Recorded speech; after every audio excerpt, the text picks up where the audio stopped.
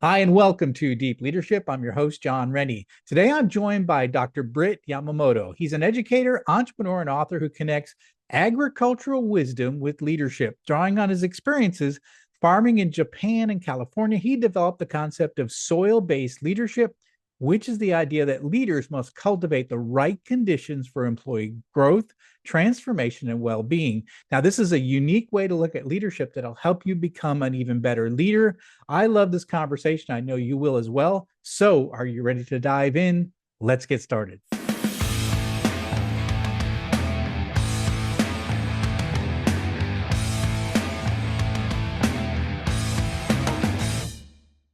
Today, I'm joined by Dr. Britt Yamamoto.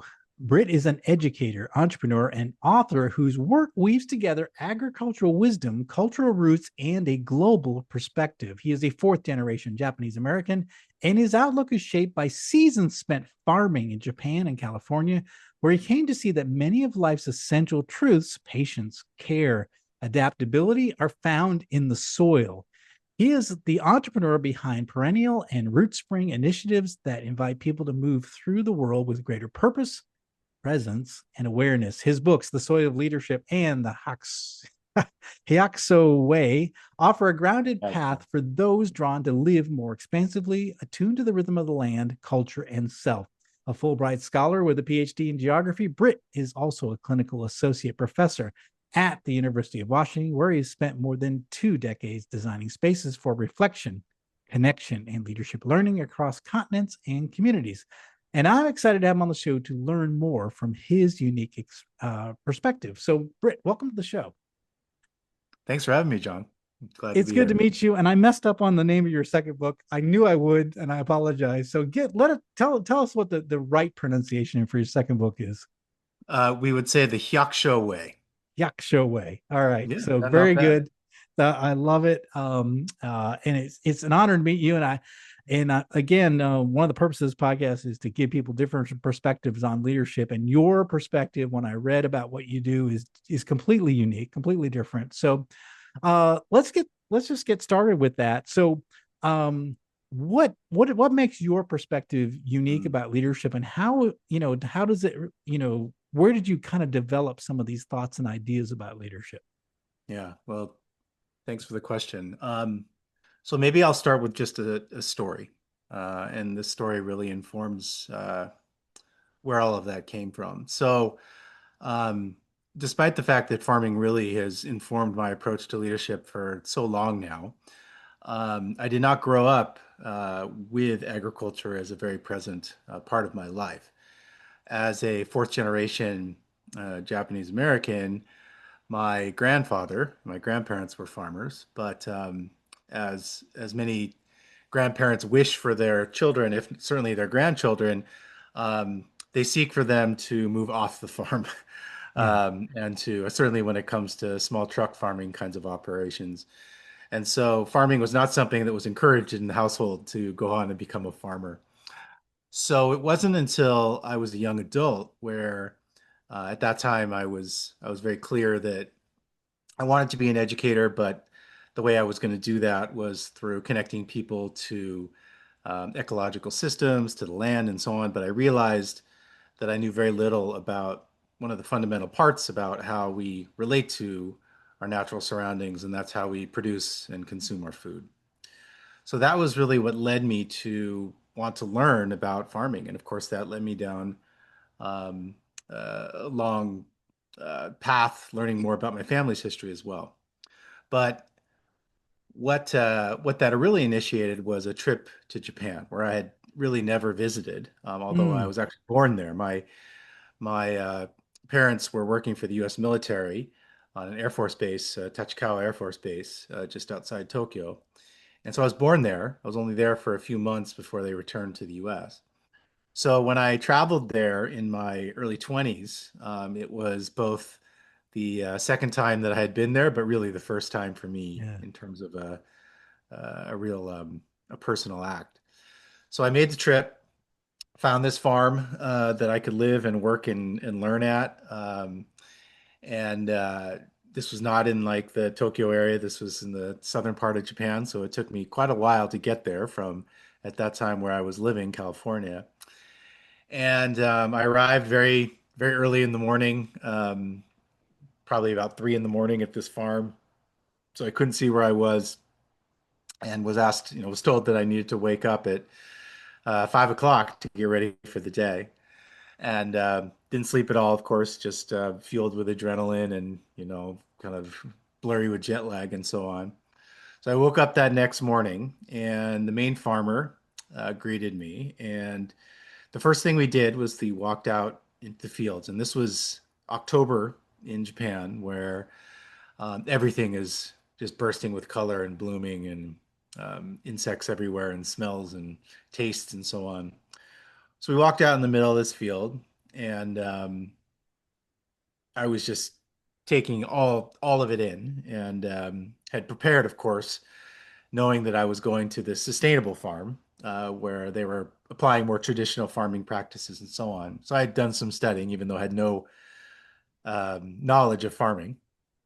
And the farmer asked me this question on this very first moment on the farm in the field. And he said, Britson, what's the difference between a conventional farmer and a sustainable farmer? What's the difference between a conventional farmer and a sustainable farmer? And so, of course, I had all of the answers because I had studied, so to speak. I'd read the articles and the books, and this was in the 90s, so I wasn't so much Googling and certainly not asking like ChatGPT to give me all of the answers. But I had one uses chemicals, one's focused on the community, blah blah blah, all of the stuff, right? And this is coming also from, mind you, a very righteous early 20-year-old person too, right? Right. So, very kind man, let me finish and said, well, all those things maybe true, but what you need to know is this, that a conventional farmer grows plants and a sustainable farmer grows soil. Mm. And very simple, very profound, and very helpful in terms of how you think about farming and what you're doing. And so, if you're farming in a more traditional, sustainable way, um, you need to be thinking about not just what you're planting, but also what you're thinking about planting next and season after season, right? So you understand that that soil-based proposition is more about the conditions in which you are creating for plants to grow, right? Whereas plants, you're focused on what you can see above the surface and so on. Soil is very much like a root proposition, right? It's what's beneath the surface. Um, it's a different orientation to time. And so again, this was a very helpful framing for me to farm, which I would go on to do for another 6 years. But it wasn't until actually I would go on to actually found some organizations, um, also begin to teach leadership in my own um, context, that I actually realized that the framing was equally as profound in the workplace, in Mm. organizational life, Yeah. where what does it mean for us to think differently about the contexts that we are cultivating, right? The conditions. How do we cultivate the conditions for growth and transformation as opposed to what are we planting, right? And if you think about often management practices are very much a plant-based proposition, right? It's thinking about what you can plant, what you can harvest, and what you can turn over. Mm. And it often loses sight, often at the expense of the the cost and extraction from the soil, so to speak, right? The context in which people are working in. And this is not to say that it's an either or proposition at all, right? You can't be a farmer and just grow soil. Yeah. Um, but at the same time, when you lose sight of that, and if you're focused on just extraction and production, at some point, there's going to be a bit of a reckoning where you're not going to be able to grow anymore, unless, of course, you're adding all of these inputs and all these other things, right? That sort of prop up the growing proposition. And again, I think we can point and see a lot of those things that happen in the workplace too, where a lot of the interventions, they're very short-lived, and come at the uh, they come without a real attention to how these things will be integrated in the long term. So my approach to get to your question and what makes it unique is that in our work we really try to advance what we call a soil-based leadership, Mm. which is really asking the question of leaders, how are you cultivating the conditions for growth and transformation in your workplaces, in your communities, and even in your life? Um, because it's one of those sort of nexus decision moments where when you start to look at the world and you're growing soil, everything starts to look different and it changes the way that you start making your decisions, right? So hopefully that, that packed a lot into a relatively Yeah, short answer, but that's really what makes it a bit different.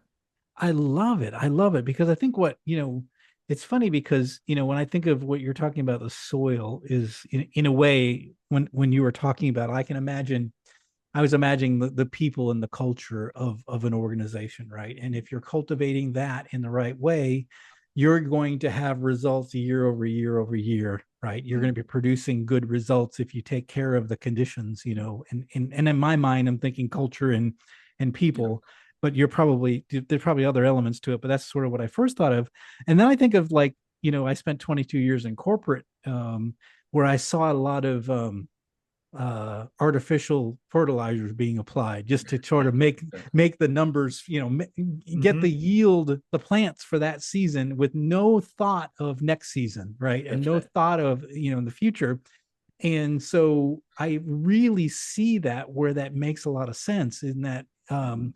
I saw a lot of managers who are like, we're just gonna do whatever it can to get the numbers this year, and we're not going to worry about next year. We're not even thinking about next year. And so what That's we right. end up doing is we destroy the soil, we destroy the That's right. culture, we destroy the people to That's right. where it's no longer sustainable, right? And That's then right. usually those managers go on to get fired, and then they bring in a new person to try to figure it out. And so we got a new farmer trying to figure out this dead soil That's to right. be able to bring it back to life to try to That's have right. some plants in it. Wow, that is really powerful. That's Wow, right. it's really interesting. It makes a lot of sense. Yeah. And well, thank you. I'm glad that it quickly resonates.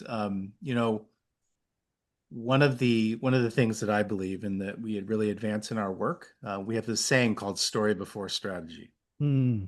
And my experience having done this work in leadership development with folks around the world for, well over 2 decades now, is that our our conventional stories about leadership and management have have worked in some context, and they have also led to the kind of depletion and to sort of run with the metaphor a bit, some of the extraction to where there's very little that can be done. It's like if, I'm sure that there's plots of land in your community where you live where you would never think that you were just going to start growing organically without any chemical inputs or anything tomorrow, right? You'd have to amend it. You'd have to grow because it had Yeah. been either stripped of all its nutrients or it's been a dumping ground or whatever. Like, you need remediation, right? Before you can talk about regeneration. And my experience is that many of our workplaces, big and small, are very similar. Hmm. They've developed such strong cultures of extraction and have led people to, whether you want to call it burnout or you want to call it just disaffection or cynicism, whatever it might be. And you really see this a lot in younger people, where um, I I just feel like, and again, like this is a unique vantage point I have from working with people in different parts of the world. People want something different. Hmm. People want something different. Frankly, it's just about it's relational. It's about connecting people to something. You hear all this talk about purpose and your why and all those things, right? In many cases, those are just plants. If your if Yeah. your culture is not, if your soil is not amenable for those plants to grow, then I've just given you all these magic seeds that you're planting in that empty lot that has nothing to grow in, right? So that's what's happened too, is that you hear a lot of this conversation about um, new interventions and tools, and who among us has not gone to this workshop or that workshop or had some Yeah. consultant doing this training or that training, and then 3 months, 2 months. 6 months later, it's just doesn't take root, and the soil wasn't there. There was nothing there to actually prepare it, right? And so, is that the fault of the plant, or is that us not recognizing that we're actually trying to will something into existence that requires a very different orientation, right? Um, and so it's a metaphor, but it's a metaphor that brings us in, like any good metaphor does. It brings us into conversation about something that's a little more tangible. And the fact that it does resonate. I mean, that you are able to connect to the metaphor so quickly is been one of the remarkable things that, I mean, anywhere around the world I tell that story, I talk about this. It doesn't matter really where you are in the world, people get it. Yeah. And that's a very unique thing to have that cross-cultural resonance with something so simple as a connection to the soil, right? And the difference between that. Um, so yeah, so that's one of the core aspects of the soil leadership. It's really trying to advance a different story, and one that's not just what's the next tool, what's the next Mm. plant, the plant in. It's like no, no, no, no. We need to take some steps back. We need to think about remediation before we think about regeneration, just like we would if you and I wanted to go and turn that vacant lot into a thriving local community farm. It's not that it can't be done, but there's a transition. We need to be thinking. And I just think a lot of our workplaces and the way we think about our workplaces, it's very similar. It's interesting because so most of my corporate career, I was the guy that went in to turn around struggling manufacturing businesses. Mm, So I didn't mean for that to be my career, but that's sort of what ended up happening in my corporate career. So I would go to places that had bad culture, bad performance, mm, and I would have to turn it around. And mm. every time I was faced with the poor soil situation, just like you talk about, Yeah. like I've never, what your perspective is very unique, but it sort of resonates with me really well because what I'd seen is the prior people that were running the business were continuing to plant seeds in poor soil and being struggling with low output. Using your analogy, low output from the farm, from the soil. The soil was needed to be regenerated, I think. And so part of what I did was going in there and sort of fixing cultural issues and people issues and some of the things that were not it wasn't about our scrap rate or our production volumes or anything. It was people issues. It was all about culture and people issues. And now that you mention it, it's sort of the soil issue, is the Yeah. regeneration of like the people of what was really important in the business. And the idea of story before strategy. One of the things that was interesting is that I would always develop a story for the people so they Mm, understand where we were headed and why we were heading there. And so to be able to tell a story was really important to be able to mm, get everybody on the same page. So mm, so yeah, what you're talking about really resonates. And I see way too many senior leaders trying to put seeds into bad soil or putting sort of fertilizers and fake things. I'll tell you, my last corporate job I was in, um, the reason I left was we had a really bad apathy in the company. We had very low engagement, and upper management corporate decided they were going to fix it. And they handed everybody buttons. And I was a senior person at this one site, and I had to give out these buttons that came from corporate that said, "I love my job." mm. And so that was their fix to the Yeah. cultural problems we had, was a button that said, "I love my job." It's literally the soil was dead and we're going to throw a little bit of fertilizer and hope for the best. Mm, And it wasn't going to do anything. And it was at that point I said, it's time for me to leave. I need to go yeah. and start my own business because this is frustrating. So Yeah. Yeah. yeah, Absolutely. Well, it's a little bit like, I don't know if you or perhaps your listeners, it's like if you go to Home Depot or something and you go to the nursery part of Home Depot and they have these little, 6 pack of flowers that you can. The flowers generally have already bloomed and they're yeah, showing their color and so on. And you can take those and you can go and plant those in the front yard or something like that, right? And all of a sudden they look like, oh, everything's blooming and it looks so great, right? But then for most people, after a couple of weeks or something like that, the petals drop and the plants die and they don't do anything. And then what do? You just go back to Home Depot and you get some more of those 6 pack flat and you just put them back in. right, right. And that that's the strategy, right? It's like you Yeah. just replace it. And It, yeah. I'm very careful to not totally disparage that either, because I think in some contexts, like that's the nature of the culture and what it is that we're trying, whatever it is you're trying to do, that may be what's necessary. But unfortunately, that because it is the conventional paradigm of how you manage and how you create, leadership structures, there's so many other contexts that's not the right approach. And frankly, again, like that's not what people want. Hmm. And I think that that's one of the bits of concern.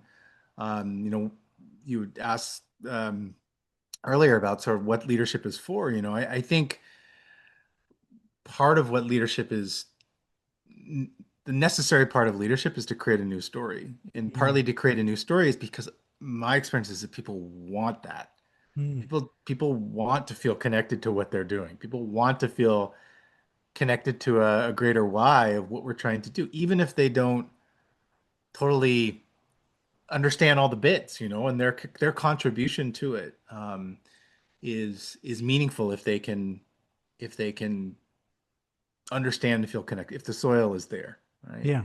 Yeah. And yeah, so that again, it's just really trying to introduce a new way of thinking about what it is that you're trying to do, so that it can help get you out of the patterns of behavior that may not be advancing toward the kind of culture and workplace that you're trying to create as the Yeah. leader, you know.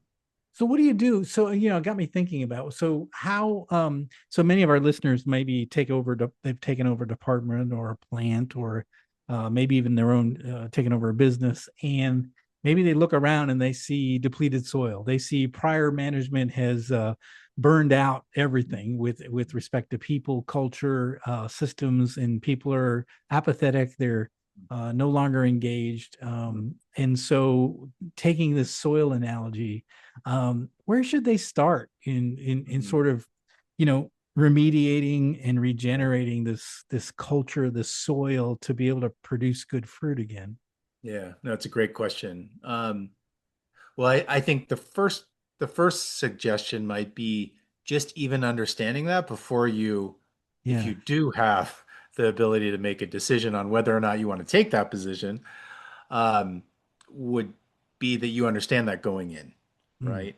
I think part of this and part of my work is not to be Pollyanna with it and say that you're going to be able to go in and just create magic soil wherever you go, but to recognize the gap between whatever the rhetoric is. Because, I mean, let's also be real here. I mean, most workplaces are going to be talking about as if they are, I mean, to use my metaphor, that they're growing healthy soil, right? That will be the rhetoric that you see or that you hear. Yeah. I love my job, right? Yeah. That's just a People performance are our of, number one priority, right? that's People right. are our number one asset, right? That's right. Okay. And it's really not the rhetoric that makes people cynical. It's the gap between the reality and the rhetoric that does, right? Yes. Yes. So part of what it is going in is to say, like, okay, what am I walking into? Am I being asked to create a harvest from this soil that is just not possible without all kinds of ridiculous inputs and machinations to make that possible? Um, or is there another way of approaching this that maybe I can, right? And again, the metaphor is there to help you think through what it is that you're doing, rather than think like, oh, I can turn this thing around. Because even though I know that there are people out there that can do those things, but it comes at a cost, right? And so that's the first thing, would be just trying to assess the situation, if this is even possible what you're being asked to do. Number two, just like you would if you were going into plant on something, is almost do a bit of a soil analysis, Mm, which is to yeah. say, Yeah. what are you lacking? What are you trying to, number one, what are you trying to do? What is it you're trying? What are you being asked to do, and what are you trying to do? And work backward from that, right? So, whatever. This is kind of like playing around the metaphors a little bit. It's like if you're being asked to grow strawberries, don't prepare your soil to grow lettuce. Mm, Like yeah. what is it you're trying to grow?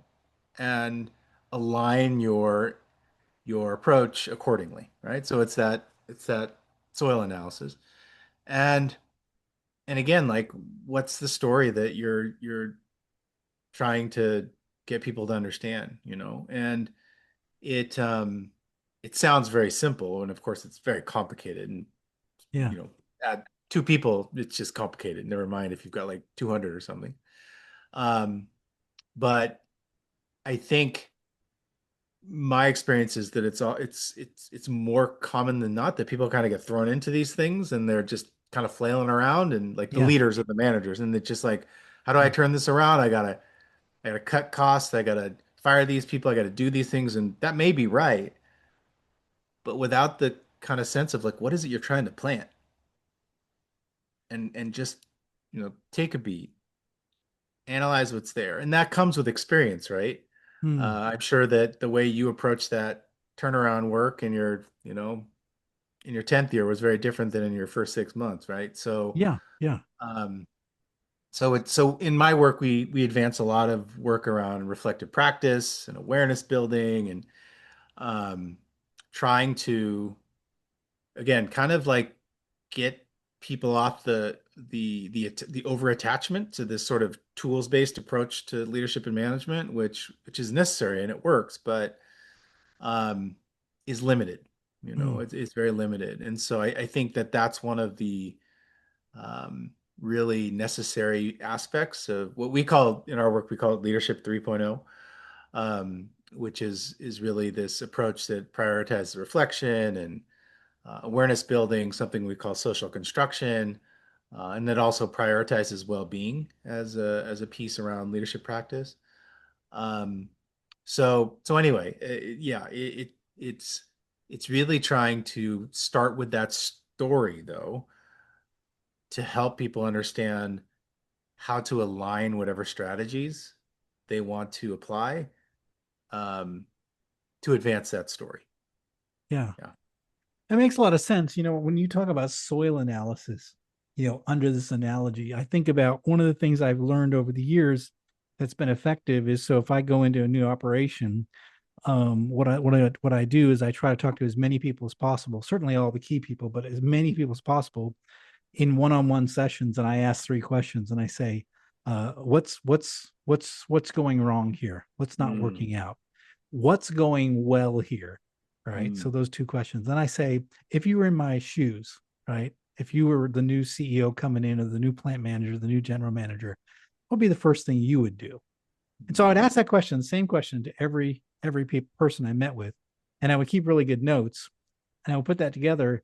And to me, a little, maybe it's not perfect analogy, but it's a little bit of a soil analysis of like really what's mm. happened in the past, where the struggles are, where there are opportunities, and then where, it's interesting because one of the things I found over the years is that the ideas always coalesce around about two or three different really key points.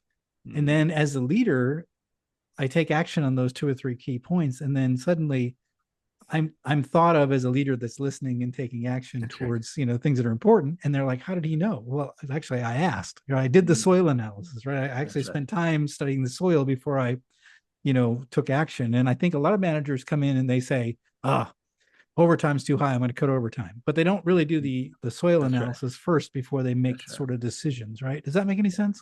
It makes total sense. So Yeah. one of the things that I often say, that I think applies to both management and leadership is one of the foundational practices is to do your best to understand what's going on Yeah. so that you can take best right action.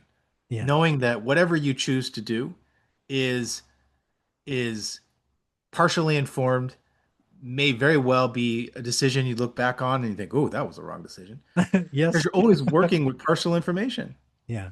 But your first task is to do the best of your abilities to figure out what's going on based on your orientation to things, which is what, asking questions and interviewing people is trying to do that, and then coming up with an intervention that may or may not work, but based on what you know and who you are, it's the best right action you can take, And like that, in many ways, like that's what leadership is, right? And Yeah. so Yeah. what do you need in order to do that better is you need more perspectives to help you ask better questions. Yeah. You need more sort of tools in your box so that when you come to that point of, well, what's best right action, you don't just have like one, form of management technique that you apply in every case, which is I think what a lot of people often do because they, heard or learned or whatever. And sometimes it works, but oftentimes it doesn't. And, you know, again, it behooves you to have more of those tools in the box. Yeah. But ultimately, the tools in the box don't matter if you don't know how to use them, right? Right. Right. So again, like Yeah. that's really in many ways the practice of leadership. I love that. What you talked about is like sometimes you just got to get moving and then adjust along the way. And I think Mm, that's something we sometimes we get, you know, um, stuck in paralysis by analysis. We spend too much time analyzing things. And I give you a different analogy from a ship standpoint. You can't steer a ship unless it's moving. So I think sometimes we got to get sure. moving and then we steer it, based That's on the right. feedback we get and what's working, what's not working. And I Mhm. think, at least in my experience, we get the ship moving, then we make adjustments, and then in a lot of ways we start building the story, like That's here's right. where we were, here's where we are, and here's where we're going. And I think Mhm. that's our job as a leader. It's like we put the rudder in the water and we steer the ship, and no Mhm. one else can do that for us. It's our role and our responsibility to do that. That's right. But you can't do that uninformed. You That's can't right. just say we're going to put the rudder in water, we're going, like, wait, where are we headed? So I think you have to have that time to. I love the idea of a soil analysis. It's got me thinking a little bit about that, and it takes something to know how bad the soil is. It may be, or there might be areas where the soil is good. Maybe part of the field has been treated well. Like Mhm. one of the areas I think about in terms of my wife and I talk about it is the idea of pockets of excellence. So even in the worst Mhm. organization, you can Yeah, find pockets of excellence. You can find where the soil is good and things are that's going right. really well. And like, oh, well, can I take that and replicate that in other places in the business? That's right. That's Yeah. right. That's Yeah. right. And to the point of like asking the right questions is that, well, what went into Yeah. that pocket of excellence being created, right? Yeah. Yeah. And it may be too easy to say, oh, it's that person or this technique that happened, but it's often more complicated than that, right? Yeah. Yeah. And again, it comes back to relationships. It comes back to like people investing themselves, all of those things, right? That we know intellectually um, are what make for healthy, thriving, productive workplaces. And yet, those kinds of pockets of excellence are more few and far between than we probably would, like to admit. Yeah, they are. They are. Yeah. I think that's going to be the title of my next book is Pockets of Excellence, because I think is there's something there where you can, as a leader, create pockets of excellence even in a bad organization. You can create Hmm. maybe your own little island of excellence, and then as a leader coming in, how do you find those pockets of excellence and try to replicate? I think there's something there that has got me Hmm. curious, because I think in at least in my corporate career, I was always creating these little pockets of excellence, even when there was sort of tough things around me. We had a small team that was doing great things, type Hmm. of thing. And so I think we can build those in different areas in our business. And even if we control what we can control as a leader, sometimes you can't control everything, but you can control what you can control, in Hmm. your own sphere of influence. So Hmm. well, Absolutely. Britt, this has been fantastic. I mean, what a great and different perspective that you've given us, and to think about the idea of agriculture and how that affects leadership. Most people are probably saying, "Wait, that doesn't make any sense," but after talking through it and thinking about it, it makes a lot of sense. It really does. So, Mm. what final message would you like to leave with our listeners?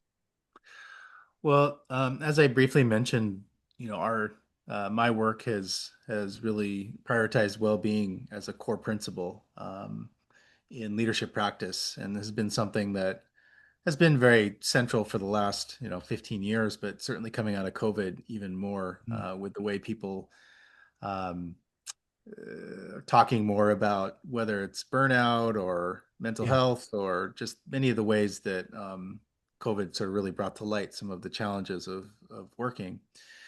And it's one of the things that led to the writing of my second book. And of course, this sort of leadership has only been out a year, so it's like it's been up forever either. But um, but really, it's really questioning and interrogating what productivity means to you. Mm, And by you, I'm speaking to your listeners. yeah. Um, and you're more than what you produce. And the idea of productivity is, especially in a work environment and how you use your time and all these things, there's lots of stories about why that is the way it is. Um, and I think that for many people, that story around productivity and that extractive nature of how that conventional productivity story is told, um, people are wanting something different. And so that's partly why our work has really emphasized this issue of regeneration and drawing again more on this sustainable practices because um, if you burn out and you can't continue doing the work you do, um, that doesn't help anybody. Yeah. And I say that in a corporate, government, civil society, community-based, whatever context that is. And so I think some of that is shifting our story around productivity and what it means to lead productive teams and so on. And so um, that's really where our work is centered, and really one of the things that I'm hoping that people will continue to crack open as uh, as an idea that needs to be challenged. I love that. I think one of the benefits that came out of the COVID crisis is that people started thinking about well-being again. And Mm, to be honest with you, as a Gen Xer, with the mindset of just work hard, then retire, get the yeah, gold watch. That was the way our parents did it. That's the way we do it. yeah, I love the younger generations because they're questioning that stuff. Like, why absolutely. am I doing what I'm doing? Does it really does it have meaning in my life? Mhm. Does it fulfill me? And I have a lot of 20-year-olds working for me, and I'm learning so much from them as a 58-year-old that Mhm. I wish I had some of this that mindset when I was younger too. Yeah, So it was always about grind, grind, grind, take care of the that's right. company, but you gotta take care of yourself too, right? That's right. Otherwise the soil just, like we were talking about the soil analogy, it's gonna get burnt out. And you're not gonna be able to grow anything in it. And That's so right. I love the idea of personal well-being as well, because if you burn Mhm. out, we're not going to be great leaders if we can't be there and be there for Mhm. our people. So That's yeah, right. it's a great message. I love that. It's fantastic. Britt, how can our listeners find out more about you and the work that you do? So the Soil of Leadership has a website, thesoilofleadership.org. There you can get the book. You can learn more about my work, my organization, one of my organizations, Perennial, perennial.org. And you can always follow me on Instagram, Facebook, any of the socials as well. And of course, I have the new book coming out early next year, The Hyaksho Way. And yeah, would love to be able to get that into people's hands as well. Fantastic. We're going to put links in the show notes for all of Britt's resources. And if something in this discussion really sparked an interest to you, I highly encourage you to reach out to Britt. We bring experts on the show to expose you to ideas that maybe you haven't thought about. And certainly the idea of, bringing agriculture into leadership is something that is very unique. It's fresh.